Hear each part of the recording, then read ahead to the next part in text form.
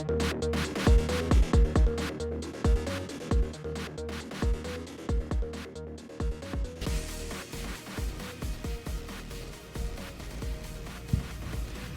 everybody, Ian, Starship Adventures, and today another video on ham radio as we've been taking a deep dive into the different aspects of amateur radio and some of the stronger and some of the weaker points of the hobby.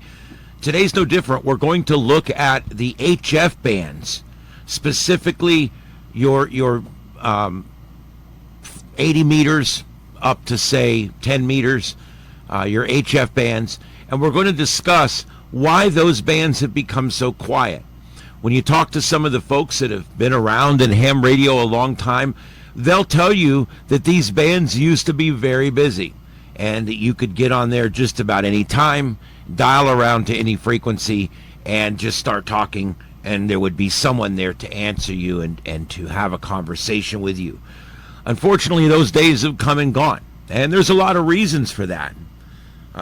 We can blame a lot of different people, but a lot of it's just the way things are going right now, and we're going to talk about all of these different reasons in this video. This is Starship Adventures, and this is a deep dive. And first off, I want to tell you that when it comes to amateur radio, I think HF is probably the heart of the hobby. It's the one thing of all things that I think anyone involved in the hobby should be involved in, and that's HF. That's where you really get to study the science of radio, and in a lot of cases actually get to build your own equipment, build your own antennas, or in even some cases still build your own radios. And so HF really is the heart of the hobby. VHF, UHF, the repeaters, all that kind of stuff, that's fine too. That's more of a social thing. HF really gets you into the science of space weather, terrestrial weather, the science of radio propagation, and magnetism, and all the different these that go into these environment that we live in and that our radios transmit in. And so I think everyone that gets in the hobby, if you haven't gotten into HF yet, you probably haven't really tried what there is to try. And you've probably seen the old timer sitting over in the corner calling CQ or using a CW key, making contacts, and you're just like, I don't, that really doesn't look that interesting. It is very interesting. HF is wonderful. It's the base of the hobby, and it should be. HF voice, or phone as we call it. However, we're facing some pretty big challenges today, and that's what we're going to take a dive in this video and talk about. The very first thing that seems to be hurting HF, and this is happening all over the world, especially in this country, especially in the state of Florida. This is something that is hurting ham radio, and that is homeowners associations. Now, I'm only going to throw so much shade at the associations themselves because, yeah, despite the fact that they're a bunch of pricks, and despite the fact that they love to be the authority, and they all have their little kingdoms, and they have little ego trips going on, we all take that for granted, and that's a fact. The other side of the coin is you moved into this place. You moved into a place that you knew they weren't going to let you put up antennas. And so now you've had the choice of expensive camouflage antennas, expensive attic mount equipment, or just not going on HF at all. And that's been the choices that's been faced by people that get into homeowners associations. And as much as I would like to say that it's all the homeowners association's fault, it's not. I believe that there's blame in both sides, because a ham radio operator that's serious about the hobby would never move into a homeowners association. I'm sorry, I'm not trying to offend you. You can leave me your comments, I won't delete them. But the truth is, you moved there, and in most cases, those covenants, those rules, those documents were signed by you when you moved in. And it said in there that you weren't allowed to do this or that or the other thing with antennas. I know I lived in a homeowners association once myself in the 90s, I refer to it in my life as the dark times. I hated living in a homeowners association. I was not in the ham radio. I was a firefighter at the time, and they tried to write tickets on my fire vehicles for parking in front of my house. Homeowners associations are terrible. They truly are. But we do this to ourselves. We choose to do this because what it is a homeowners association is everybody in there wants the rules except that one rule they don't like. And everybody just turns in the pricks about that one rule that they don't like. And everybody has one rule they don't like. One guy doesn't like pulling his garbage cans in the morning. Okay? One guy wants to put up a ham radio antenna. One guy wants to stay in the pool after 8 p.m.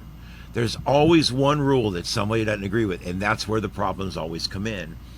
And with a lot of us, it's the ham radio equipment. They will not allow anything in there. And of course, flagpoles, a lot of communities allow flagpoles, and a lot of guys get on the air by using HF camouflaged flagpoles. You can buy them ready to install, and you actually bury your little wire, and it's an HF antenna.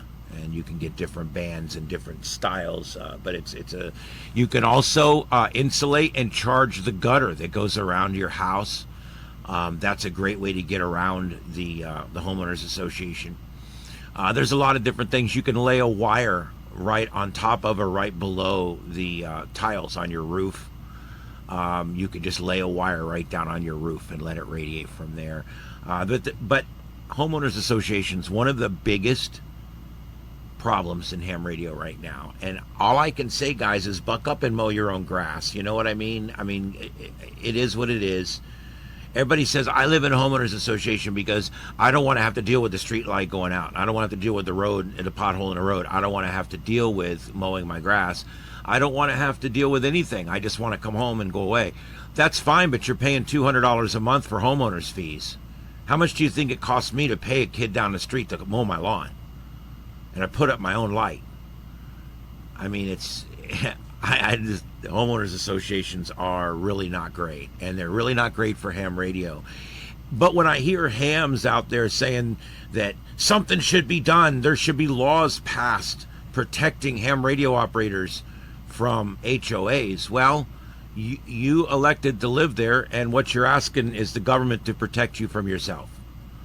And so there's a real issue here with homeowners associations. So, but it is one of the biggest problems we have right now. Is more and more and more of our hams, especially our older hams, are moving into these gated, controlled, deed-restricted communities. And this problem is only going to get worse. Luckily, stealth technology is starting to catch up. And if the hams that can't afford this technology or are willing to spend the time and go out in the middle of the night when no one can see you to put it up, you can get around some of it. The next thing I want to talk about, the number, I don't want to number these because they're not in any particular order, but the next thing that is a detriment to HF and people finding each other on HF is all the mini bands and modes and frequencies. I want you guys to think about something. When they first started in ham radio, and these guys, there was a couple 100,000 of them out there with these radios that they built themselves. They worked really well. They had antennas that were built perfectly and tuned precisely.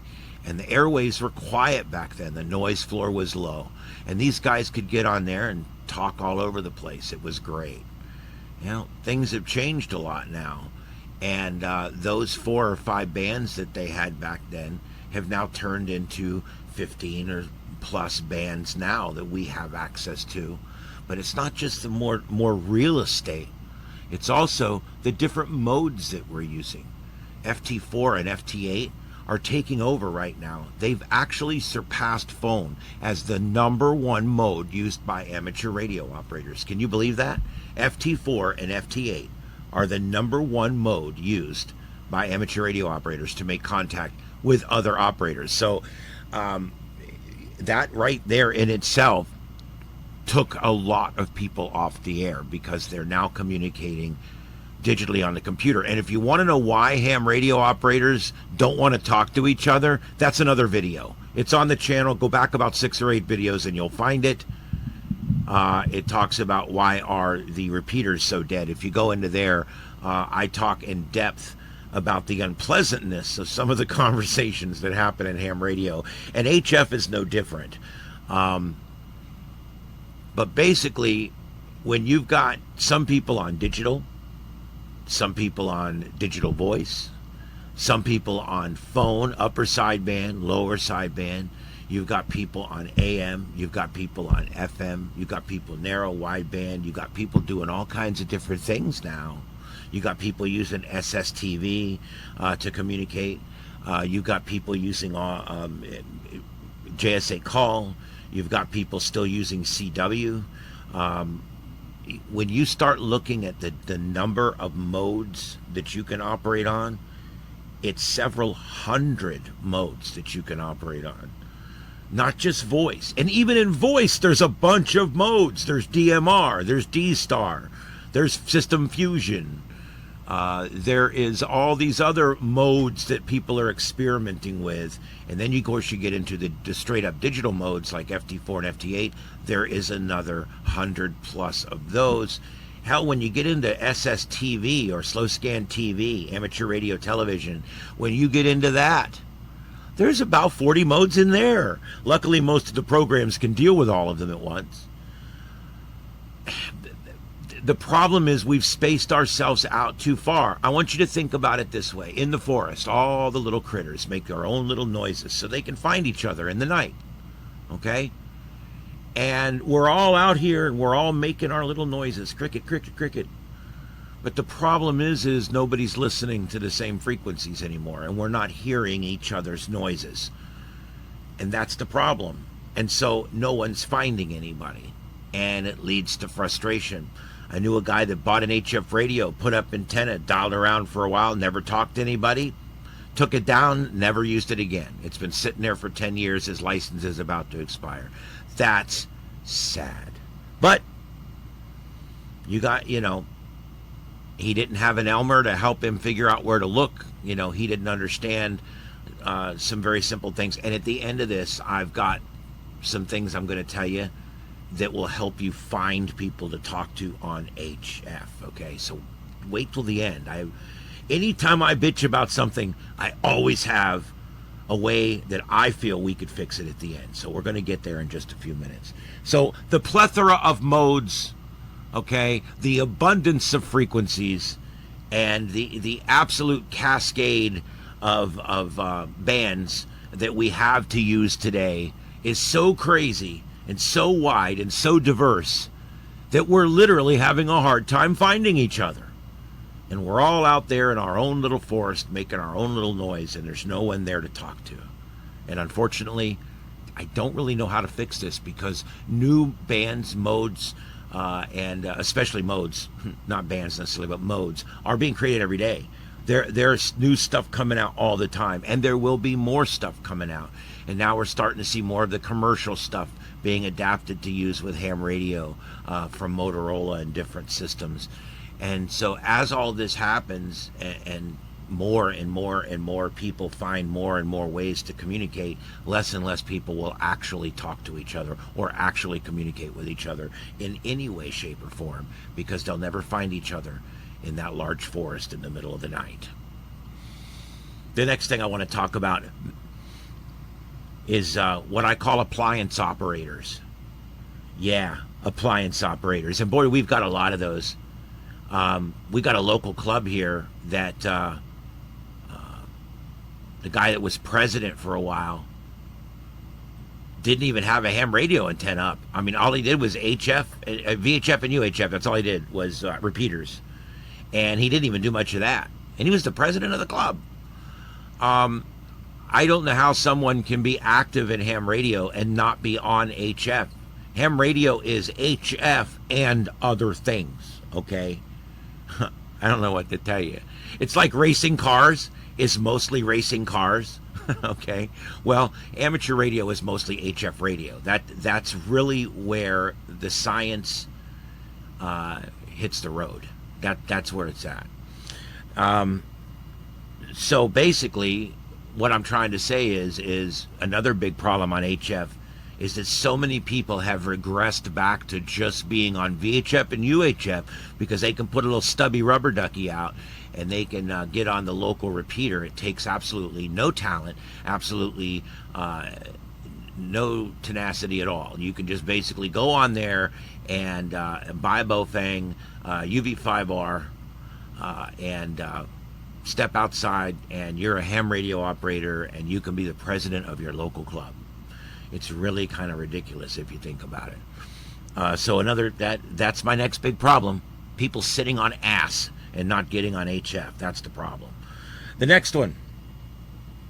Nasty, rude operators on HF, and it seems like the lower you go on frequency, the worse it gets. Now, I'm a freedom of speech guy, okay? And I am not ever saying that these people should not be on there. In fact, I believe there's a place for everyone. And as long as these people are not purposely jamming anybody, as long as these people are not out there walking on people intentionally, they're on their own frequency that they've cleared, they're using it, and they're active on it, I'm okay with it. I'm okay with whatever they want to say. I don't care if they cuss. I don't care if they talk about politics or money or religion or hookers. I really don't care what they talk about. Okay, I'm so sick of this policing the bands crap that goes on, and I've made other videos about that, so I'm not going to really get into it too much, but I'm sick of it.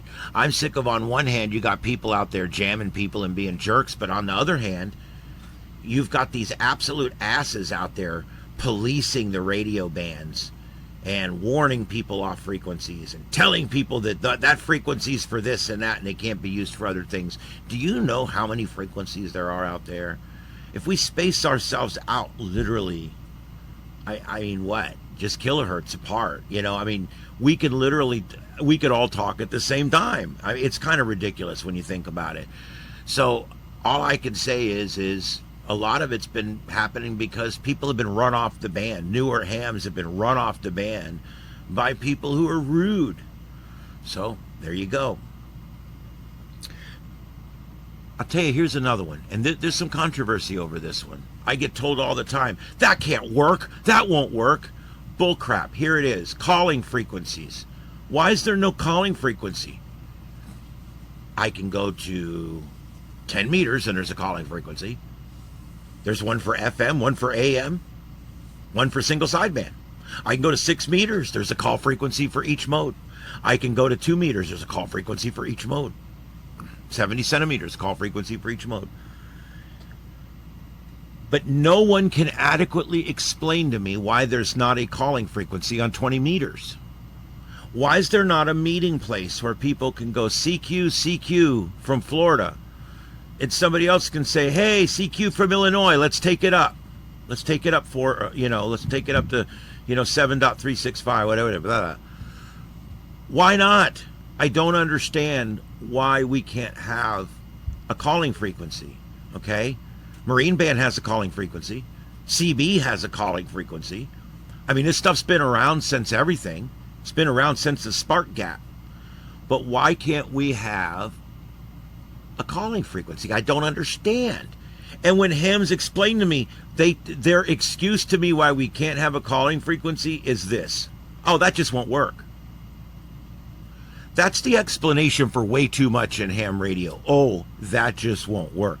You mean the old curmudgeons won't let it work?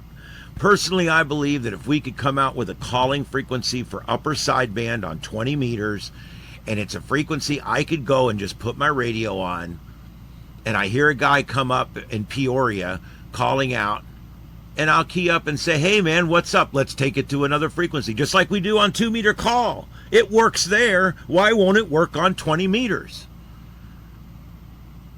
And these old timers won't have it. They don't want to talk about it. And of course, the ARRL doesn't want to even conceive of it. So there you go. Basically, what ends up happening is we go on, spin the dial, and speak into the blind. That's ham radio. Spin the dial, speak into the blind, and hope the guy on the other side has his radio set on the proper width and the proper mode and the proper band and the proper frequency. And maybe, just maybe, if his attenuation is right and his direction on his antenna is right and the atmosphere is just right and the space weather is just right, you might get to talk to somebody. getting more difficult every day. And finally, I want to talk about a lot of the reason I think we're losing interest in HF is because people used to build their own rigs, and they don't do that anymore.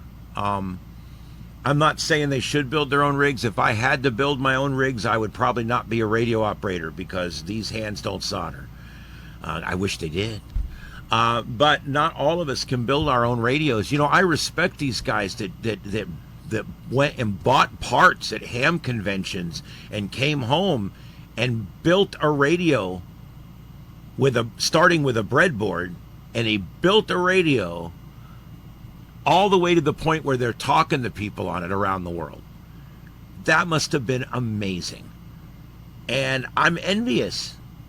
But I also don't think that the rest of us that are here now shouldn't be here just because we didn't build our own radios. And a lot of these guys don't like talking to the newbies or the new timers because we didn't build our own radios and we don't understand. And conversely, I think a lot of the newer people don't have enough respect for HF because they didn't build their own equipment. It's funny, we go up to the mountains. I go up there with my friend Joseph, who's a co-host on this channel. And we go up there with our family and my wife, and we set up radios right there on a table, right at my cabin.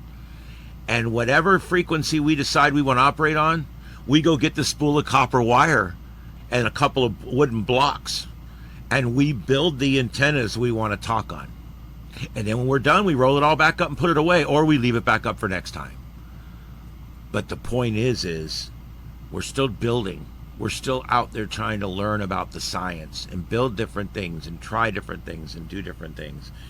And I think the more we can still get back into that mode of, hey, I built that. You know, the first time I built an antenna and I was able, I had a Bofang UV5R, and I upgraded, I think, to a TYT 8000 or whatever. And these are little, I think it was an 8-watt radio. And I could not get on the newbie net no matter how much I tried. I couldn't do it. And I literally started building, and I built my first tape measure Yagi. And I put that thing up on top of my roof on a tripod, on a camera tripod with duct tape. And I shot it down towards the repeater in a stereo and ran the wire down and sat inside with my Bofang. And I heard that net come on, and it was crystal clear, and I knew I was going to get them. And I had that thing dialed in on a compass. I knew it was perfect. And when they started that net, I keyed up, and I was completely loud and clear, full quieting. And I felt good because I built that antenna, and I ran that wire, and I installed it on my house. And even though the folks in China built the radio, I still felt an accomplishment because I built the antenna. And you can build HF antennas today. Even if you're in an HOA, go build you a little 6-meter that you can stick out in your yard at night. Get you a mag loop, put you something in your attic. Get on the air. Damn them, HOAs. Get on the air despite them. Anyway, that's what I have today. It's a little depressing, but there's hope. I think as people do it for a while, when I got up close to 25,000 contacts on FT8, FT4, I grew a little tired of it. I am going to go back and do it some more because I do love it, but I actually put it away. I take it away for a while. I unhook it from the radio, and I've been doing nothing but phone now for 3 or 4 months. POTA, phone, every day I do POTA. I check POTA. Some days I can get them, some days I can't. They're low. But I'm having a good time every day on HF.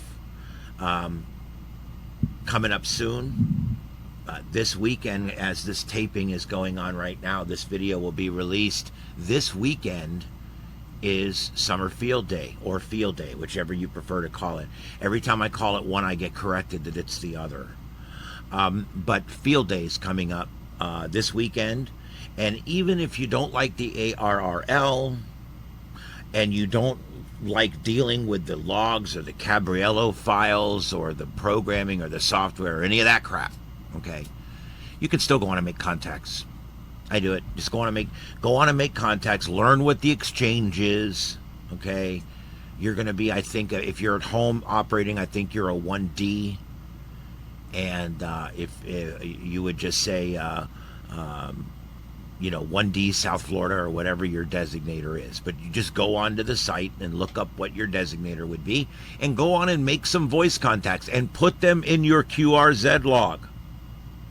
And of course, if Logbook of the World ever comes back up, we can send them back over there too.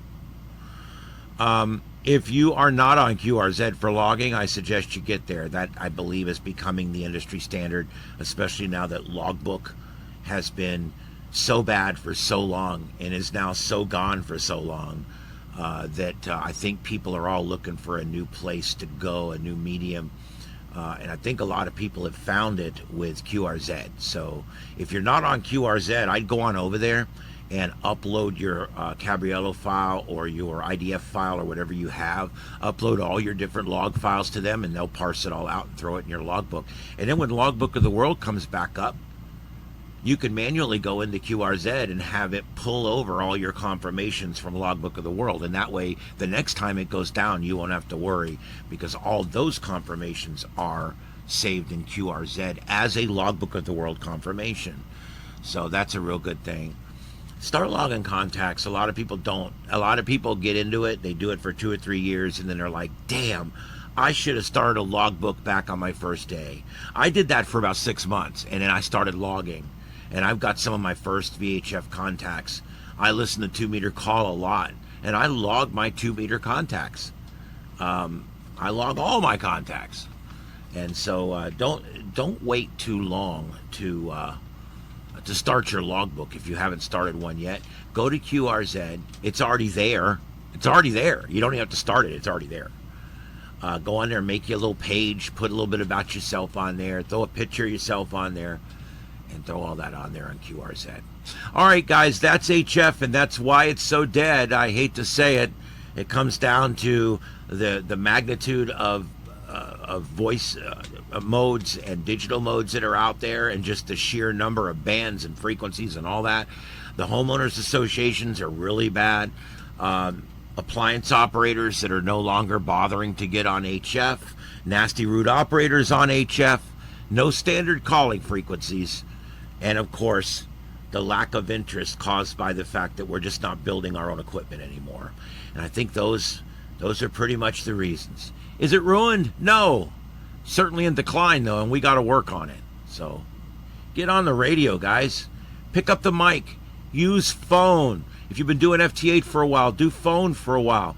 Just, if you don't know where to dial because there's no calling frequency, I get it. Okay? POTA. It's all about POTA. Go to POTA, Parks on the Air.